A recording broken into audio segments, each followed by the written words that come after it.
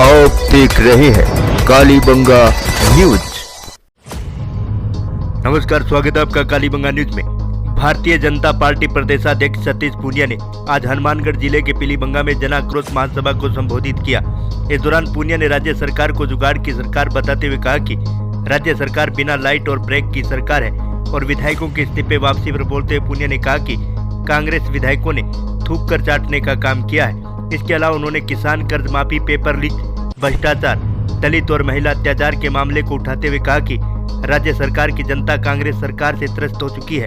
इसके बाद पत्रकारों से बात करते हुए पूनिया ने कहा कि जन आक्रोश यात्रा को राज्य में भारी समर्थन मिला है और कांग्रेस की भारत जोड़ो यात्रा एक ढकोसला है और अब भारत जोड़ो यात्रा के समापन पर विपक्षी पार्टियां उनके साथ नहीं आ रही क्योंकि भानुमति का कुनबा बिखर रहा है। इसके अलावा उन्होंने कहा कि अगले विधानसभा चुनाव में भारतीय जनता पार्टी राजस्थान में 180 से ज्यादा विधानसभा सीटों पर जीत दर्ज करेगी और जन आक्रोश यात्रा भी राजस्थान में भारतीय जनता पार्टी की जीत में अहम भूमिका निभाएगी। देखिए रिपोर्ट।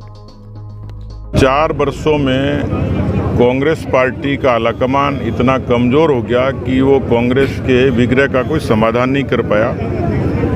उनका तो कुछ बिगड़ेगा नहीं बिगड़ेगा, लेकिन 4 सालों में राजस्थान की आवाम को तकलीफ हुई।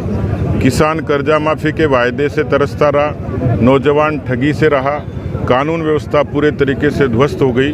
इसलिए किसी दल में या किसी सरकार में जब अस्थिरता होती है तो उसका नुकसान राजस्थान की आवाम को होता है, वहाँ की आवाम को होता है। मुझे लगता है कि जिस तरीके से कांग्रेस का विग्रह है वही कांग्रेस के पतन का कारण बनेगा। देखिए, अब तो अशोक गहलोत अपने आप को जादूगर कहते हैं, लेकिन कोई भी जादूगर अब कांग्रेस की पतन को नहीं रोक पाएगा।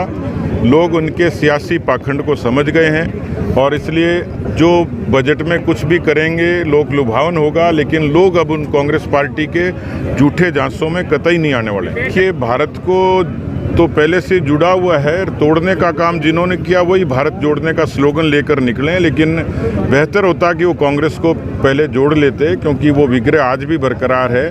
कांग्रेस पार्टी कश्मीर से कन्याकुमारी तक और कच्छ से कामरूप तक नक्शे से गायब होती जा रही है।